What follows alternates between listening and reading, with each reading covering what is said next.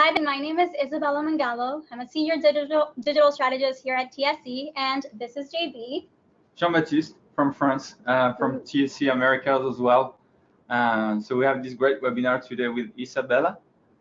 And we help brands improve their digital customer experience with strategies and tools. So thank you so much for joining the webinar today. I think we're waiting for some more people. We're just going to get started, kick it off.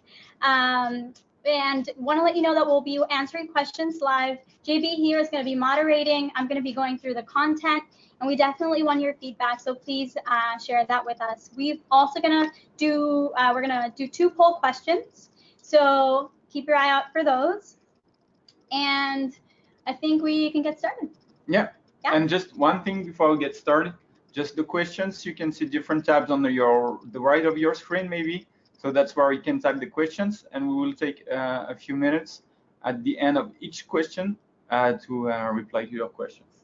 Sounds good. I think we do have a comment there from Elizabeth.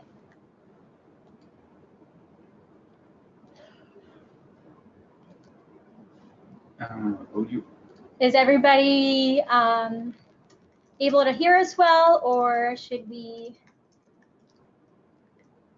wait? Perfect. All right. So we'll go ahead and get started. Before we jump into the 5 questions to accelerate your digital care strategy, let's talk through some goals and challenges of CX today. In a perfect world, customer experience would be a top organizational priority. All teams would work for the benefit of the customer in every decision they made. Digital would be a pillar of your experience, not an added value. And the digital customer experience would be so good that the need for digital care and support would decrease because customers wouldn't have that many issues to deal with to begin with. You would have adequate budget for all of your CX initiatives, and both your peers and customers would love and value the work that you do. But if only it were that easy. We know it's not. And although it is difficult, there are some brands that are great examples of putting the customer at the center of all of their decisions. There are some brands that are truly customer-centric. These brands that you see here have established a strong brand promise from inception, a charter that aligns marketing teams, IT, partnerships, and support. USAA has a deep respect for its members and duty to make their lives and the lives of their families easier. They always ask, how will that improve the experience? They lead the way in implementing digital solutions to keep getting better. On Airbnb's side, they make a huge effort to help hosts and guests feel supported and inspired. And they do everything that they do is in terms of improving the service, including digital functionality on their app to speed up care for global travelers. Quip is a new company, a challenger in the oral care space, and they believe in providing their customers with simplicity and ease. It shows in their websites and FAQs, the unboxing experience, and their Facebook interactions. All of these companies are at different levels of maturity. 2 of them were born digital, and all of them use user experience design, cross-team knowledge, and technology to build stronger relationships with their customers. Are they perfect? No, no brand is, but they work hard to be where customers are and provide a consistent customer experience from end to end. The reality is that it's often difficult to get your entire organization to have a customer-centric mindset. You can't just upload it into everybody's noggin. So it's difficult, and at the rate that digital is moving, with marketing teams entering new engagement channels constantly and so fast, promotional mayhem, new products, viral social media complaints, it's really hard to keep up, much less have complete control of your digital care strategy. So you do the best you can do. You look for cost reduction opportunities to automate front and back end processes. You suppress immediate care channels or minimize hours of operation. You publish FAQs on a periodic basis while marketing updates the website and builds more self-care tools. You journey map to determine pain points. And you optimize operations to improve things like customer satisfaction, net promoter score for your different channels, voice, email, chat, and perhaps some social. And in the end, you end up having to lift a really heavy load to provide a consistent customer experience, reduce the need for digital care, and differentiate your company amongst its competitors. So we like to think that sometimes the clearest answers are the toughest to see. And like the old saying goes, it's not obvious to a fish that it's swimming in water. That's why you have a fish on the slide. And the point here is that it's hard for us to strategize and move faster when we're so overwhelmed with business expectations, challenges, and unstructured data. The good news is that we think you can have a solid strategy and you can move fast. Perhaps you haven't realized it yet, but you are really lucky because you and your team are the one part of your organization that knows the customer best. You have massive amounts of data entering your contact centers every single day with customers telling you exactly how to make their lives easier, better, and happier. This is called the Triggerfish, and it can swim backwards. By starting with your contact reasons, what your customers need help with, you can do like a triggerfish and swim backwards all the way to accelerating your digital care strategy. For the rest of this webinar, we're going to go through these 5 questions. This is a 5-step process that has helped our clients across verticals, levels of digital maturity, and cross-team collaboration. So to get things started, I want to go ahead and take our first poll now. And we're going to go ahead and put it up on the screen. So here we're launching the first poll. So you can just read and click on the answer that is relevant to you and your organization. And also, if you want, you can drop in questions on the right tab, and we will answer right after these slides. So come on, don't be shy. So I think we've got a few votes here. So we have detailed contact reasons, and some of our watchers are able to take real-time action based on those contact reasons. It looks like most of you have detailed contact reasons. You have a good handle on your taxonomy, and that's really amazing. That's really awesome because understanding your contact reasons in depth and being able to constantly tag reasons gives you more agility down the line, and we'll talk more about that. So I think we can close up the poll now. Let's close. And I'm going to go ahead and share results. In fact, most of you have detailed contact reasons, which is really great. Down the line, we'll talk about that a little bit more. Some people have high-level contact drivers, which is good to get started. It gives you the opportunity to understand what are your big buckets and why people are contacting you and drill deeper. And a good amount are tying specific contact reasons to business drivers, which is really, really great to see. So we're going to go back and get started on our very first question that we want to answer, and it's what do your customers need help with today?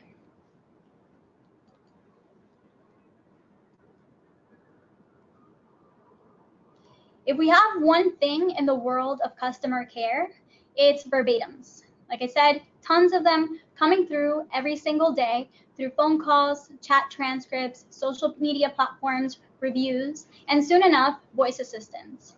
This data is our flashlight. It puts us in a unique position within our organization to notice changes and trends and move fast, sometimes even in real time, like some of you are able to do today. Let's make sure we're showing this the right slide.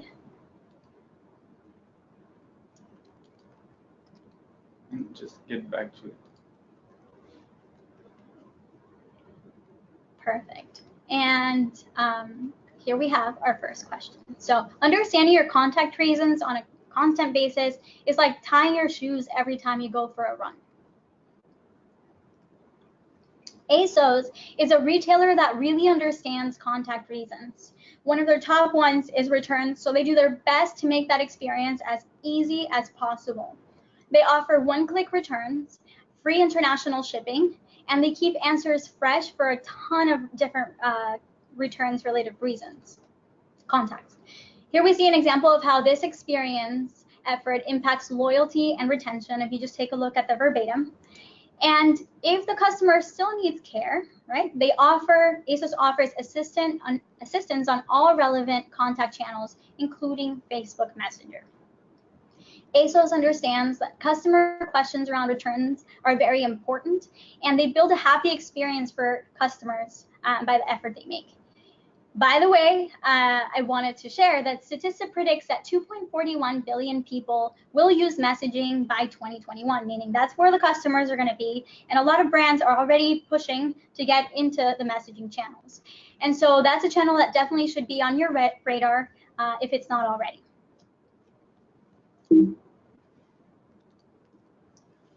You can also leverage your data and to do this kind of, to build this kind of experience. And you've got a lot to work with. You probably have customer survey analytics to understand what's driving promoters and detractors. You have some level of contact dispositions, hopefully with a proper taxonomy that lets agents or NLU engines classify contacts appropriately. You may also have a CRM which pulls data from your digital customer activity and lets you easily serve customers on social media in real time. Ideally, you aggregate all of this data to understand the voice of the customer and stay agile. Royal Caribbean, for example, uses AI to identify potential risk on their offshore excursions based on sometimes real-time customer feedback, and they notify personnel on the ground who can prevent harm or improve experiences. That's one way that you can leverage already existing data and technology to make a difference for your customers. And whether that's possible for you at this time or not, there's a practical way for you to move faster in accelerating your digital care strategy. And that way is what we call a contact driver analysis. You can find actionable insight and opportunities by using data you already have available for your contact driver analysis, even if it's just a list of contact reasons and volumes related to those reasons. And now we're going to dive a little deeper into what a contact driver analysis is. It's something that you can do right now. Your operations team can start putting it together for you if you give them a little guidance. And this is a living document that can serve as a charter for your strategic success. First, if you look at number one on the left-hand side, you can start with a simple spreadsheet, Excel spreadsheet, put all your contact drivers in column A, your contact reasons in column B. And if the customer intent for those specific contact reasons is not specific enough, if there's many different paths that you could go down, you want to get more specific and leverage your operations team to get really nitty-gritty on those contact reasons. You want to get as specific as possible on what the customer is looking to do or get when they contacted you, because it'll make things a lot easier down the road. We recommend keeping a separate analysis for calls versus chats if you're doing this type of thing for the first time. And if you categorize email, social media interactions, messaging interactions as well, then yes, keep those separate too. It's the easier the document is to follow, the better. And soon enough, you'll see that some contacts are unique to some channels, some contacts spread across all channels, and you'll see that sometimes they're more frequent during certain times of the year or certain promotions. You want to pay attention also to how resolution and satisfaction play out for each contact reason on each of these channels. That's how you'll figure out which channels you should direct different types of contacts to later. So in number 3, that would be another column. You could put your customer utterances, which are the things that people verbalize or type when they contact you. This is how they express what they need. And getting this specific way people ask for things, the sentence structure, the way, even the tone of their voice, getting that documented is really helpful and important. And number 4, that's agents and system workflows. So you want to specify how long it takes to reach resolution by following each step in the process. So you want to jot down the step-by-step process in reaching resolution. And in number 5 is where you want to put your potential resolution paths. So you want to put down a number for how many different ways, how many different paths you can solve this specific type of contact. You can quickly get this number by looking at knowledge base articles. They typically outline all the different resolution paths, and that's the fastest way that we've seen we can do something like that. For an example of the resolution paths is, for example, if a customer wants to pay their bill, there may be a different resolution path if they're overdue or if they have a different payment method. So all of those things matter. Number 6 is relevant variables. So these are the specific pieces of information you want to push or pull from a system to reach resolution. I didn't touch on human touch index before, but now we just got to it. It's number 2. And lastly, but definitely not least, we find this really helpful to help us understand customer attitude and disposition when coming into a call. That's what the human touch index is. It gives us a real view on customer feelings, disposition when coming in, so we can decide what's the best way to treat their question. And I'll give you a couple examples of what a transactional contact might be versus a personal contact. So for transactional contacts, you'll have a customer who just wants to get things done. They don't necessarily care about speaking to a person. They don't need that human touch. What they care most about is speed, and they want to get things done. This might be like a quick address change so that their order can get to them at the right place, or a quick bill pay. On the other end of the spectrum, a personal contact is one where the customer requires guidance and advice. These are high value, high touch contacts that, for example, like somebody needing advice on what life insurance to pick, or advice on their investment portfolio. Those are high value contacts that require for you to engage with that person on a deeper level. If you want to deep dive on this index, let us know in the chat box. We definitely want to figure out, what content you want to hear about more. So please let us know, and we can take you through a more detailed review of that human touch index. Gathering all of this data will help you clearly outline good opportunities for self-care, automation, when you move into reimagining your customer journey. So now I just want to show you an example of a very quick initial chat driver analysis that we put together for a client, which has all of the things that I just talked about. And this is one example. You can keep it in your office, and it's really helpful. I can't tell you how many times I've pulled this thing out. It's helpful for you to show people why you're making the decisions or proposing the ideas you're proposing by using data. And you can pull it out in a meeting and say, well, this is exactly where the opportunity is and why I'm kind of proposing what I'm proposing. So really powerful to have with you. And that's just a very simple initial one that we put together for a client. So I encourage all of you to, with the help of your operations team, pull one together and start digging in on those contact drivers, because it'll really help you become the voice of the customer within your organization. I also want to do now another quick poll on channels. So we've talked a lot about being on different channels, or a good amount on being on different channels and getting data for different channels. So we're going to do the second poll to figure out what channels you are on today. Same here. We are launching the poll. You can select multiple answers for this question. So do it. It's your time. You have 1 minute time now.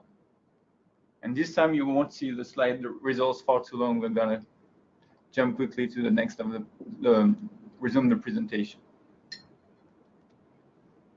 Surprisingly, Lisa, we had a lot of fun. Surprise! Not surprising at all. Well, everybody has fun, but it's not surprising the way that this is. We're gonna share the result. Playing out. You can choose more than one channel, so you can choose multiple channels, and we're trying to get a feel for your channel mix. Got a couple more seconds. Yeah. Oh, I see some online communities. Messaging. I want to meet those people. That's great. Okay, let's close the poll now and share the results with you. Okay, so not surprising, we got a lot of phone, like you said, JB. Good amount of chat, social media, and we do have some online community and even some messaging, which is great to see. Okay, so let's jump back to the presentation, guys. So through this, thank you for sharing that with us. It's really interesting to see that Gartner predicts that 85% of contacts will be digital by 2020. So we like to keep a pulse on how this is changing for brands, you know, month to month, to understand how their different channel mix is becoming more digital. So going back to the contact driver analysis, through doing an exercise like this, you can start to notice patterns and key themes. And the next step is to dig deeper on those patterns and key themes. You also want to find out what impact those contacts have on customer satisfaction, net promoter score, churn, and ideally customer lifetime value. You want to find out, some of these perpetrators might be a slow resolution process for simple tasks, confusion around your promotions, and difficulty clarifying it, or inconsistent information on digital channels, right? So at this point, it's helpful to arrange a short design thinking workshop with 2 to 3 people from your organization, maybe from a different team, the marketing team, or an innovation team if you have one. Because while you may not be aligned on all details, you'll get a better idea of what's left to explore, and you'll feel more confident that you're looking in the right places, that the places where you seem to want to begin or start are places that make sense. It's also strategic to reach out to other parts of the business and include them in your process, because it helps you gain champions along the way, and that is crucial to you becoming an agent of change. So before moving on to the second piece, I would love to have some questions from you. Let's see if there's any questions so far. And we'll check it out really quick. Looks like so far so good. Don't be shy, let us know. But we can move on to now question number 2. And question number 2 is, what is the current experience? With data under your belt, you can go on to answer the second question. And instead of building a customer journey map to figure out what your pain points are, you already know that. You did your work in the contact reasons. You know what your pain points are, and you're building that customer journey map to dig deeper on the things that you're most interested in exploring. A good investigator will always find something new and interesting, no matter how much they think they understand the experience. So take the time to investigate your customer journey with fresh eyes, and go through the motions to figure out why pain points occur, why things happen when they do, and how your customers tell you via web, mobile app, phone, chat, or email what they're feeling and going through. To explore these experiences, you can leverage the most curious person on your team. Also, if you have UX designers as part of your team, or a part of your organization that might be able to help you through this process, it's great to leverage them. And if not, you can seek outside help from an agency, for example, to help you through this process. These are some examples of top common painful experiences by vertical. So this is one example of billing, which is the top contact reason for telco. And as you can see, it's really, really messy. And this is just the type of thing we typically see where we know we have to dig a lot deeper and build a full-fledged journey map and go in on each of the different aspects of this experience, from where it originates, the root cause, to what actually ends up happening in all of the data that we've collected. For retail, it's orders and mix-ups, some returns. For transportation, it's mainly disputes and also refunds. And everyone seems to have a darn password reset problem. I have this one. You have that? I have that. Sorry. Every brand, every person has a password reset problem.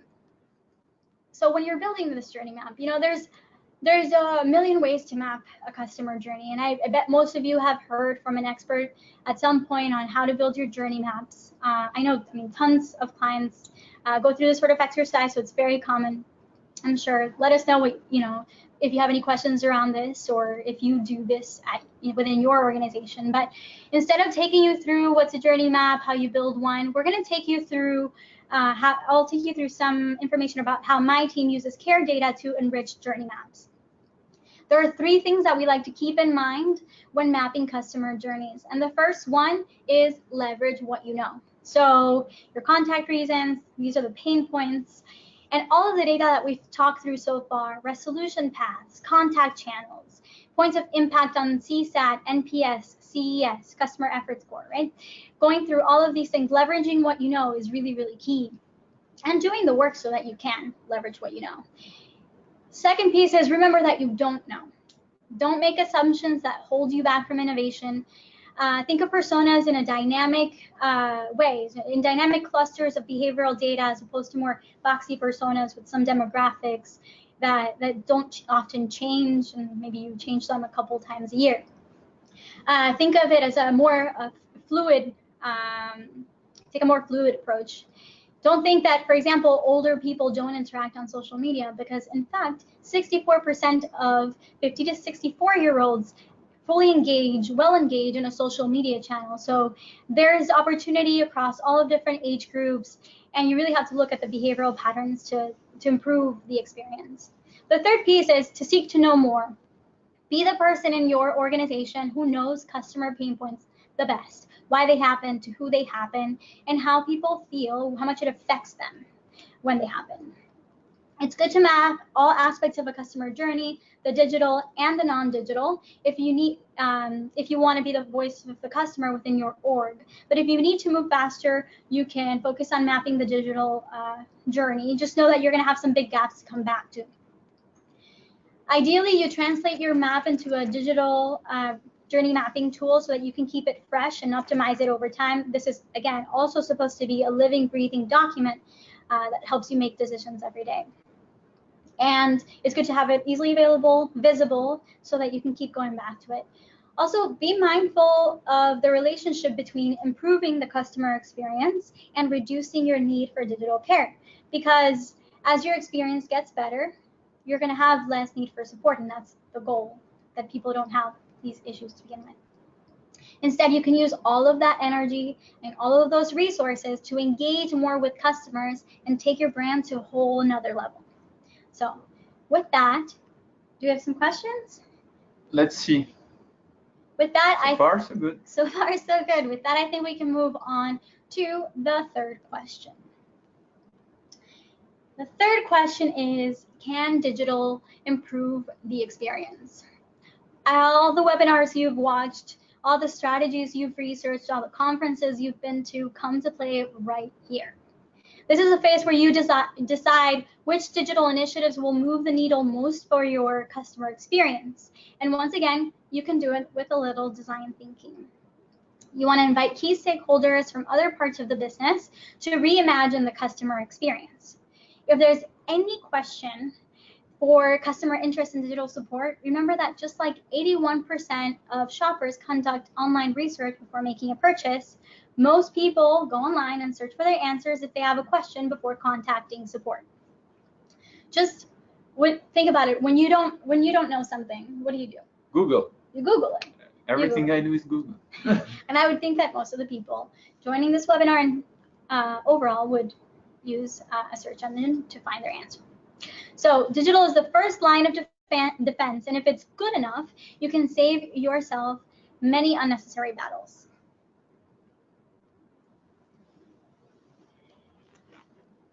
And now I want to give you some examples of companies that spend a lot of energy crafting good digital customer experiences and make it easy for customers to be self-sufficient. They explore new experiences, test, and make decisions, a very important piece of it all. And the sum of those design decisions completely changes the way customers interact with and perceive those brands. Domino's offers Dom, which is a bot that helps you order pizza so easily that I actually ended up ordering pizza in the making of this PowerPoint. That's a fact. Share it. I already ate it. This is the same company that launched the idea of a live order tracker to reduce customer anxiety around when the heck their pizza was going to arrive, and also reduce calls. Airbnb uses a visual IVR menu to help route customers to the right content or the right channel, maybe eventually the right live agent, before connecting them directly with a live agent. They help them source their questions by using the content already available on the app. Geico, I can't talk Geico's mobile app experience up enough, so I'm actually going to have to show you. I'm a Geico customer, so I'm going to pull this up. You can download the app yourself. to check it out. But for one, they offer a powerful voice assistant. So let's see if I can get a little closer. Authenticate myself. One of the best parts of this whole thing is that the UI is beautiful. The copy is really easy and friendly, easy to understand and friendly, minimalistic. They take you through your history as a customer, which makes you feel like you have a history with them and brings you closer to the brand. The colors, the way things are laid out, it's just wonderful. And if you have a question, you click on help and it takes you to their virtual assistant, which gives you an opportunity to speak your question. So let's say I don't know how to pay my bill. You can schedule or make a payment here. So it quickly puts me in touch with the self-care tool that's relevant to my question, and notice that I actually did pay my bill. But let's say I have another question, right? And this time, welcome back. What can I don't understand the fees on my bill. I couldn't find an answer for your question. Would you mind rephrasing it? So it doesn't always understand what the customer needs. And that's why it's so, sometimes these things work, sometimes they don't. And that's why it's so important that you have that column for customer utterances in the first step, because by understanding customer utterances better, you're going to be able to understand what they mean and connect them to the right tool that's available. So that's when your NLU training comes in hand. And we actually leverage our agents to help us train our NLU engine so that we can match people who have a question to the right kind of content. So if you want to hear more about that, I think that would be a really good topic for another webinar. Let us know in the chat box and we'll definitely put something together for that. So if you want to learn, so if you want to figure out how to make experiences like this come to life, all you have to do is keep an open mind. Innovative experiences like the ones that I just shared don't just happen. They happen when ideas are debated, designed, visualized, and communicated. So we encourage you to engage in a design thinking workshop or a full-on design sprint. A design sprint is something it's really there's a lot of literature available. We didn't make it up, so you can go ahead and do your own research on it. Also, there's a Slack, Google it. There's a Slack channel where you can sign up to see different examples of design sprints, but I'll give you a gist in case that you haven't heard of it. The idea is that the deeper you dig with these workshops and design thinking approaches, the more you'll find and the better you'll feel about what you're creating. You have to focus each workshop or design sprint on a very specific CX challenge you want to overcome, because you'll be designing an evolved experience and prototyping it. A design thinking workshop will take you a day. It makes sense if you feel confident that all of the pre-work you've done is solid and you just want to move into solutioning, which is a real word in Urban Dictionary. A design sprint is a 3 to 5 day process, depending on who you talk to, where you bring key stakeholders together to discover and design an evolved experience. You pick a direction, create a prototype, and test it. A very important part is testing. And based on our experience helping clients run sprints, we recommend doing a lot of pre-work so you can, because everybody's schedule is crazy. We recommend doing a lot of pre-work so you can run the sprint during a 3-day time frame and get everybody's full attention for those 3 days. The most important thing you'll get out of these exercises and testing is an ROI hypothesis based on how much you think customers will use the solution you've created or how many issues the solution will prevent. So now we are ready, after we've done our design thinking and we have a really good idea of the things that we could implement, we're ready for our 4th question, which is, what should I actually implement, right? This is the penultimate step and a very important one. Are we good on questions? We are good. We're good. Okay. So based on your hypothesis from the testing phase, you want to prioritize your initiatives and create a digital care roadmap. This is an example roadmap for a company who has very high mobile app penetration and wants to leverage the app to provide its customers with support via in-app messaging. They start with a proof of concept for a chatbot, plan to then launch a pilot, and ultimately scale the channel, directing more contacts to chat. So that's just one example of a roadmap. And I'll give you an idea for how you might want to think about building yours. So based on the work that you just did to figure out where digital improves the experience, you'll have a list of different initiatives you want to push forward. Now, you want to prioritize these initiatives against both their impact on the customer experience and what it'll take to stand them up. Logically, you want to focus on implementing high impact, low investment opportunities first. And you don't necessarily have to focus on a full enterprise implementation of the solution. You can focus on building some POCs and testing, right? So sometimes standing up and POC is proof of concept. So sometimes standing up a quick proof of concept is enough to get a sense for its potential and gain momentum that you need to secure budget around the initiative. So perhaps you create a roadmap instead of POCs you want to explore. For some initiatives, you'll want to see if it's worth a big internal fight to get this thing on the road, or if you want to focus on other things first and kind of start to get momentum for the kind of experiences you're wanting to create for the company. Going through this process will help you figure out how much budget you'll need to ask for in next year's budget. And at last, we have reached the most important question of all, and that is, how can I become an agent of change? How can you become an agent of change? If you've done all of the work on those 4 questions, you'll have a number of things that are valuable to your organization. You have a handle on your customer care data and what it means for the business, a deep understanding of CX improvement opportunities, data-driven solutions to customer pain points, cross-team participation, and enough alignment at this point, and probably a really good ROI estimate for the change you want to make. And with all of this information, what you can do is share what you've learned, get the people that you've worked with to champion the kind of change you want to make and make it a collective effort, and push relentlessly to get budget and attention because your company's health depends on it. The magic happens when you've included key people in the process and they want to see you succeed. Transformation is not one person's job, it's everybody's job. Customer care is not a cost center. It's a business driver for loyalty, retention, engagement, and ultimately growth. And if your organization doesn't think like this, you gotta let them know.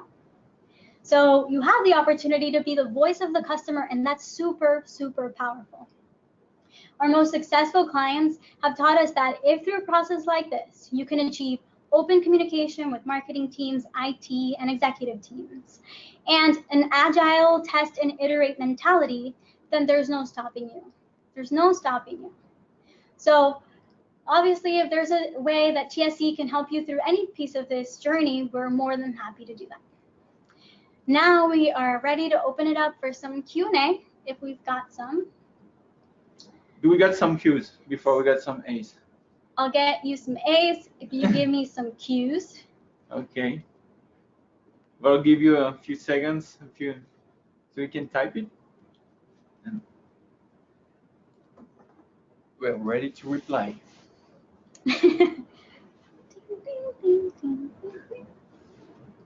Well, we have a lot to talk about, and we would love to hear what other content, what other information you want to hear about next. If there's any help we can provide you with, if there's any questions we can answer down the line, we're more than happy to do that. And since we don't have any questions right now, I think we can move into our closing slide. Let's close. I really hope that you found the information today interesting and helpful. Please connect with us on LinkedIn and Twitter to let us know what we should talk about in upcoming pieces. We're so excited to hear about that from you. And for the next week, our team is offering a virtual free design thinking workshop to talk through some of the stuff that we've covered today and see how it applies to your business. No strings attached. Obviously, we'd love to work with you, but we're excited just to start conversations and learn from you about what your challenges are. So if you want to participate in that for the next week, just send us an email at contact.us@tse.digital. Just it's right there on the screen. Contact us, send us an email, and we'll definitely get back to you.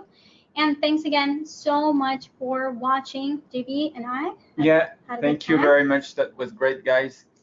So keep on building happy CX because your company's growth depends on it. Thanks so much. Thank you. Have a great day.